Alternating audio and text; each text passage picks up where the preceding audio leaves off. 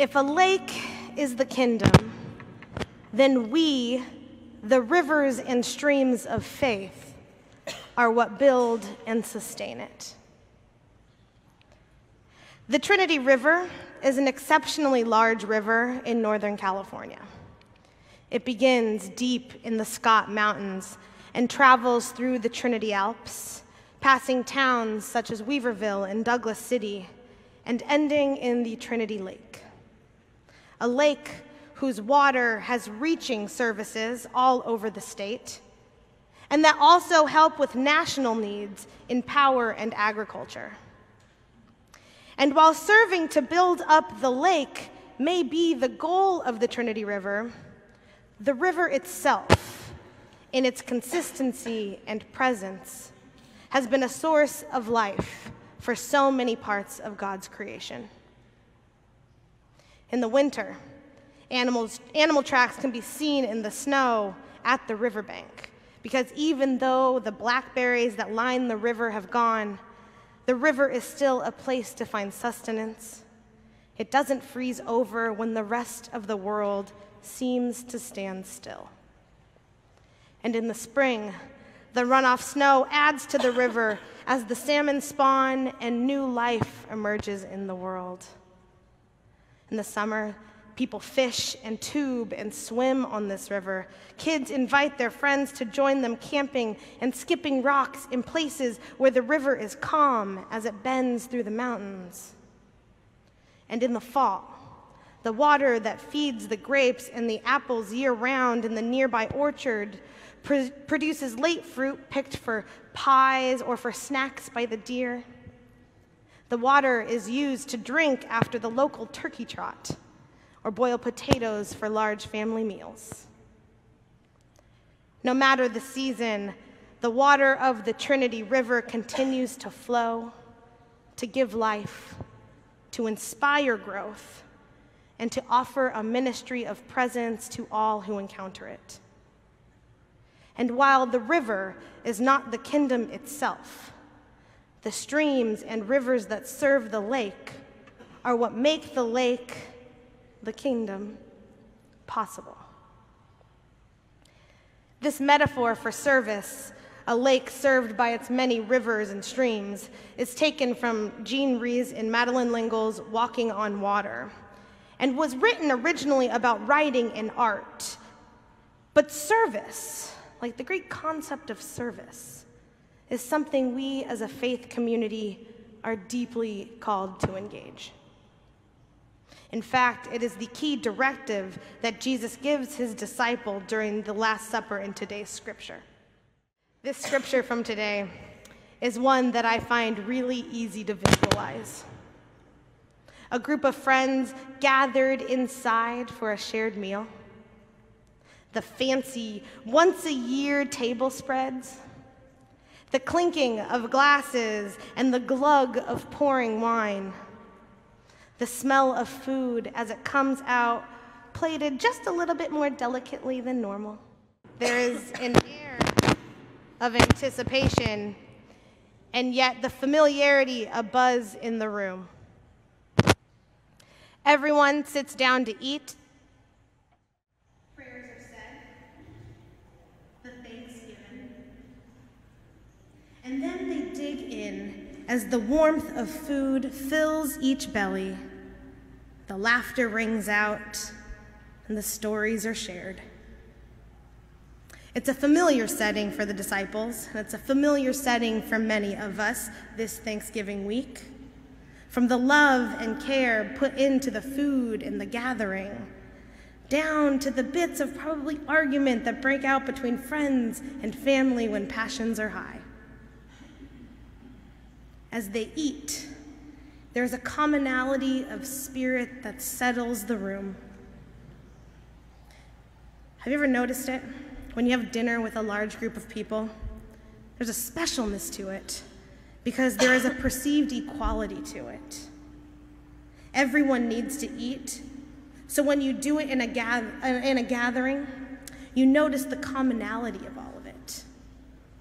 And I say perceived equality because in community, someone is always serving someone else. but we'll get to that in just a minute. So we've eaten, we've shared, we've laughed, we've hugged, we've cheersed each other, we're full. The meal ends, bodies recline, their faces are wiped, content sighs released into the ether, and then attention turns back to Jesus. That's when I imagine he reaches across the table and grabs the bread, picks up the cup of wine, and people who just moments ago were relishing in their fullness suddenly feel hungry for the meal that is to come. A new prayer is given, one that gives thanks a bit more fully, naming the hands that kneaded the dough, naming the gratefulness for the waters that nourished the grapes and the wheat. The meal passes between them, feeding them in a new way. And Jesus takes that moment to breathe in life and share with the rest of them the news of death. The news that he will leave them, that suffering is here, and that they will have a part in both the end and its eternal continuation. Jesus commands them to serve each other, to continue to share meals together, to remember him and let him live in all that we do, to let our rivers, our tributaries, our brooks and streams of faith serve the lake of his kingdom. A kingdom that is present and eternal as long as we continue to serve it. Like the river does a lake, so must our faith serve Jesus. And the thing about the reign of Christ, and this is Reign of Christ Sunday, is that we know no matter the ebb and flow of our faith, no matter the season of our lives, the living water of Christ is present, eternal, and actively nourishing us into something new. But these acts of service that flow from us, they don't need to be grand. A stream serves a lake with all it has the same way that a river does. And don't get me wrong, of course, big acts of service are encouraged, but one's inability to serve in a big way should not keep you from serving altogether. After all, Jesus waited for the main meal to be over and served a simple meal of bread and wine to talk about the continuing of his legacy. Your service doesn't need to be big, it just needs to be present. No drop of water is too small to serve the lake of the kingdom. Like fertile ground, this text is so rich. I read it over and over this week, and it spoke to me in new ways again and again. I have like 4 versions of this sermon that all say kind of something different because every time you read it, God still speaks to you. Every time we come to this table, God is still speaking, calling us to each other, calling us to service, calling us to justice, calling us to deepen our faith through deepening our relationship with Christ. And there's a reason we quote this text every week. And for one of our denominations here at the park, the Disciples of Christ, the table is the cornerstone of our relationship with God's creation. This table is not just one of grace. It's a table that ties us to the forgiving God that is for us forever and ever. A God that forgives each and every one of us. But this table is also one that ties us to each other, ties us to the sins of each other, ties us to the love of each other, ties us to the wholeness of each other. Because Jesus didn't have a meal with just his friends. He ate with and fed the one that had a direct hand in killing him. And yet, he still offers the bread of life and the cup of grace, and ties the salvation of the world to both Peter, the rock of the church, and Judas, the one who betrays him alike. This table, the one we come to each week, is the great equalizer for the disciples and for us. In feeding them, this small act of sharing a simple meal isn't so small and isn't so simple. It reminds us that small actions have big consequences, and they command each of us into action. And continued small actions, like our weekly communion, where we welcome everyone to the table, seems really simple and small and easy to do, is a way in which Christ's ministry of presence is active and alive today, no matter the season of our lives. Small actions have big consequences. Small actions like living your authentic self have big consequences. Because of the courage of those in the LGBTQIA community who live their authentic lives, our world has become more expansive and robust in language. It has a deeper sense of community. And because of them, we have created the most equitable and safe future for our LGBTQIA children. Small actions like stretching your giving has big consequences.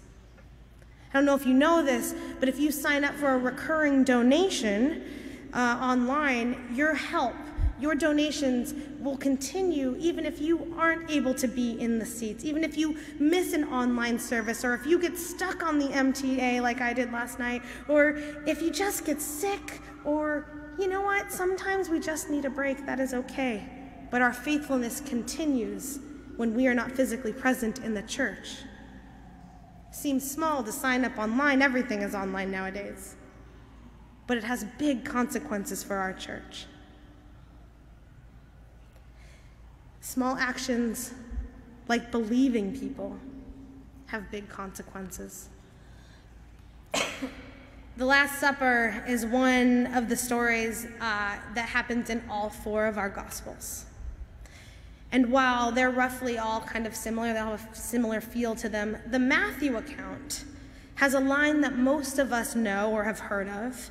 In hearing the news of the betrayal of Jesus, the disciples each say, "Surely not I, Lord." There's a disbelief there. Because it's hard to hear bad things. It's hard to hear challenging things. But that's just a part of the human condition. It was true then for the disciples, hard to hear, and it's true now for each of us. But what would happen, or what would have happened, if after hearing the betrayal of Jesus, they didn't say, "Surely not I," but said, "How can I help, Lord? What can we do, Lord?" Hearing the stories of others is a gift. It's a stream of faith at work in the world to build our kingdom. It changes our worldview and how we see the reign of Christ active in each of our lives. So when someone is vulnerable with us and they share tender moments with us, Jesus reminds us and calls us to believe them. Belief and faith are such small actions with incredible consequences. How would the world be different if we believed Dr. Christine Blasey Ford, if we believed Eric Gardner, or the Latinx trans women at the border, if we believed Jesus? These small acts have big consequences of justice, of life, and of unconditional love and grace. The Trinity River from earlier is not just a random river, but a river that nourished my body and fed my spirit my whole life. It's where I learned to fish. My family to this day still uses it to grow grapes. It's the water I was baptized with. And it is the water that consistently moves me towards God.